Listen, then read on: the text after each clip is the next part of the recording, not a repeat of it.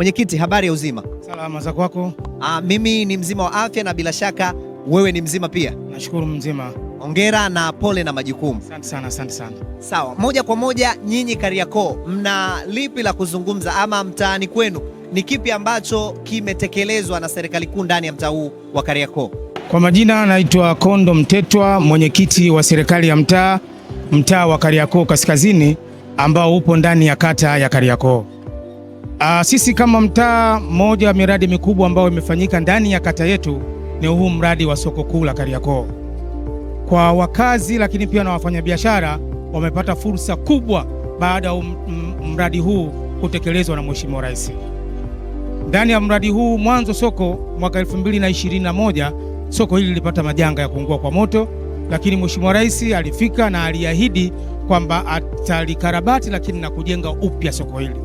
Mheshimiwa Rais ahadi yake ameitekeleza, na juzi tarehe 8 mwezi huu wa pili, Mheshimiwa Rais alifika hapa sokoni na kuzindua hili soko ambalo lina wafanyabiashara zaidi ya wale ambao walikuwa mwanzo. Sisi kama mtaa wa Kariakoo Kaskazini na kata kwa ujumla tunayo furaha kwa sababu ndio mradi mkubwa ambao umefanyika ndani ya kata yetu ambao pia umehusisha mkoa na nchi kwa ujumla. Mtazamaji wa Zamotomoto TV, hii ni Mtaa Unasemaje, na leo tupo hapa bado tunaendelea kuzungumza na wananchi ama wafanyabiashara wa bidhaa mbalimbali ambao wapo katika soko hili la Kariakoo. Na hapa kama ambavyo unajionea nyuma yangu ni sehemu ya vyakula mbalimbali. Hapa kuna ndizi, kuna viazi, kuna tangawizi, kuna bidhaa mbalimbali, na hapa tutakwenda kuzungumza na wafanyabiashara katika eneo hili, wao wenyewe wanazungumziaje ama wanasemaje kuhusiana na maboresho haya makubwa ambayo yamefanyika. Mama, shikamoo. Marahaba mwanangu, pole na majukumu. Asante, pole na wewe na hongera kwa kazi. Mimi nashukuru, usinipe pole, nipe tu hongera kwa makubwa aliyofanya mama. Mimi namshukuru Mwenyezi Mungu kwamba nilikuwa katika soko hili siku nyingi tangia 2018. Mimi ni kwenye soko hili nimepambana. Soko liko kwenye mazingira sio rafiki kwa kweli. Tumekaa mpaka kufikia mwaka 2021. Nakumbuka mwezi wa 7 hapa akapita Rais Samia Hassan, jemedari wa kike huyu, shujaa wetu.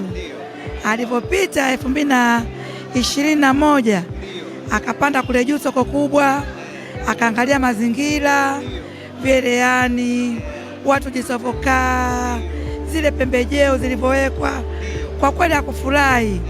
Alipoondoka tukamsikia kwenye vyombo vya habari akasema mpangilio wa soko la Kariakoo hasa upande wa soko kuu sikulizika nao, kwa sababu naona kuna vyeleani, kuna pembejeo, masumu wanadamu, kila korokoro imekaa sehemu moja.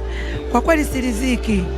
Alisikitika sana mama, lakini masikitiko yake yalikuwa ya faida kwa taifa, kwa sababu alikaa akafanyia kazi. Alipofanyia kazi, hili soko lilikuwa linaitwa soko dogo. Soko dogo lilikuwa la chini, lakini mama akatenga pesa zake. Sasa mama akasema nataka maboresho sasa, yale niliyoyaona sitaki ajirudie. Kwani mama amefanya vizuri, ameikarabati kwanza upya lile soko lililomkasirisha, akalikarabati vizuri kama mnavyoliona. Watu wamekaa kwa matabaka, sumu kivyake, urembo kivyake, simu kivyake, nyama kivyake, samaki kivyake, yani kila binadamu amekaa kivyake vyake na biashara zake kwa kujiachia. Kwa jina naitwa Aisha Othmani, mzaliwa wa Singida, fanya biashara wa Kariakoo wa miaka mingi, takribani miaka 20. Kwanza tunashukuru kwa maboresho yake, kutuboreshea soko, limependeza kwa kweli. Kwanza tuseme asante, na pia tuseme tunamwombea Mwenyezi Mungu. Sisi tunategemea pia tu kumshukuru, kwa sababu kama atafanya kwamba kama alivyoagiza kwamba kama mboga chini na nyanya hapa juu, matunda juu.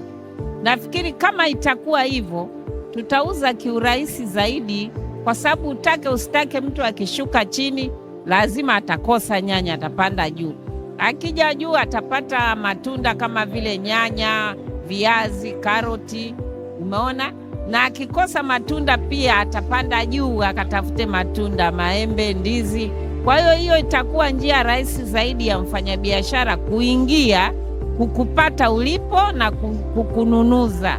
Lakini kama ataacha ikachanganyika, labda kwenye mboga kukachanganyika nyanya, mtu hawezi kupanda juu kuja kununua nyanya kwa sababu atanunua chini. Mimi kwa jina naitwa Abdalla Omari Ndekae, ni mfanyabiashara wa soko hili jipya. Toka uzinduzi umefunguliwa ile soko juzi mpaka leo hii, nafikiri sisi wafanyabiashara tuna imani kubwa na soko hili, kwa sababu tuko muda mrefu, lakini tulipitia kwenye changamoto. Tunafurahi kurejea katika hali ya kawaida ili kuweza kufanya biashara. Kwa kifupi, ni bado mapema sana kujua nini kitakachokuwa kinaendelea, lakini kwa kuwa tupo ndani, basi tuna haki ya kusema sisi tumefarijika. Kwa jina naitwa Mwenda, mimi ni mfanyabiashara wa hapa Kariakoo. Kabla soko halijaungua mpaka limepata mtihani wa kuungua nilikuwepo. Namshukuru Mwenyezi Mungu kwamba process za hapa sokoni toka zinaanza mpaka hapa zilipofikia zilikuwa zinaenda vizuri, na mpaka tumefanikiwa kupewa vizimba. Tunamshukuru Mwenyezi Mungu. Kwa kweli tunamshukuru sana mama, hatuna cha kumlipa. Mama ametupigania, na watu wengi walikuwa wanaongea kwamba hamtoingia, kwamba nyie soko limeisha hilo, mtaishia wapi? Lakini tunamshukuru Mwenyezi Mungu katuwezesha mama na tumeweza kuingia. Karibuni sana Kariakoo, biashara zetu ziko vizuri na bei zetu ziko vizuri, tunawakaribisha sana. Kwa majina naitwa Latifa Ali, na nikizungumzia kutokana na maboresho kwenye hili soko la Kariakoo. Kikweli ni maboresho mazuri na amejitahidi, na kwa sisi wafanyabiashara tunamshukuru sana rais wetu kwenye haya maboresho, na biashara zetu tuna hakika zitakuwa ni nzuri na watu watakuja wingi, na kama hivi unavyoona na tunaendelea na watu wanazidi kuja.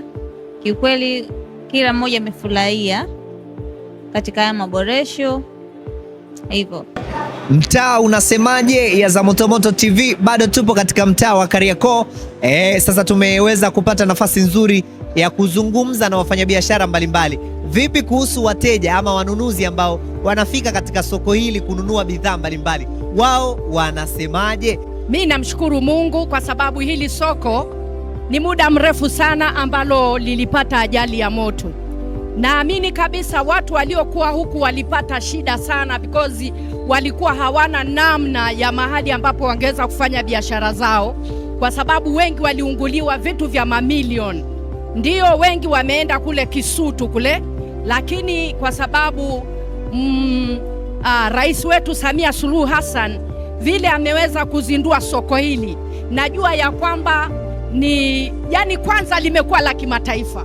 Tukisema ukweli, ni soko nzuri ambapo hata watu watakapokuja kama wageni wataona utofauti wa soko lile la zamani na hili soko la sasa. Majina naitwa Uhuru au Musa Rajabu Mwanansoga. Mimi kwa kweli kwa kitendo cha kubadilishwa soko hili na kuwa soko la kisasa, kwanza nimeshukuru sana. Hilo la kwanza. La pili, namshukuru Mheshimiwa Rais pamoja na mwenyekiti wake wote kwa kuona kwamba kulibadilisha soko. Soko lilikuwa limeshakufa, lakini leo juu wa soko na ninakuta wafanyabiashara kama hivi wadogo wapo. Kwa kweli jambo la kushukuru sana. Nilitegemea kwamba nitakuta watu wengine wapya, lakini kumbe wafanyabiashara wale wadogo wapo mpaka leo na mwenyewe nimewaona. Kwa hiyo nashukuru sana kwa hilo. Miradi mingine ambayo imetekelezwa ndani ya mtaa wangu na serikali hii ya awamu ya 6 ya Mheshimiwa Daktari Samia Suluhu Hassan ni barabara ambazo mwanzo zilikuwa hazina rami, lakini sasa zina rami. Barabara ambayo ni ya mtaa wa Mafia, Mheshimiwa Rais ametuletea rami kwenye kata yetu ya Kariakoo, lakini pia barabara ya Bonde ambayo tayari na yenyewe ina rami, barabara ya Pemba ambao tayari na yenyewe ina lami. Kwa hiyo mbali na mradi huu ambao wa soko, miradi mingine ambayo imefanyika ndani ya kata yetu Kariakoo na hususan mtaa wa Kariakoo Kaskazini ni hizo barabara ambazo zimejengwa kwa kiwango cha lami. Huduma ya maji kwenye kata yetu iko vizuri kwa sababu karibu wakazi wote wanapata huduma hiyo ya maji, wanapata huduma ya umeme. Kwa hiyo kwenye hizo huduma za kijamii ndani ya kata yetu ziko vizuri. Changamoto ilitokea hapa kati kwenye swala la maji, lakini tushukuru Mheshimiwa Waziri amerekebisha hilo na wakazi wanaendelea kupata maji kama kawaida.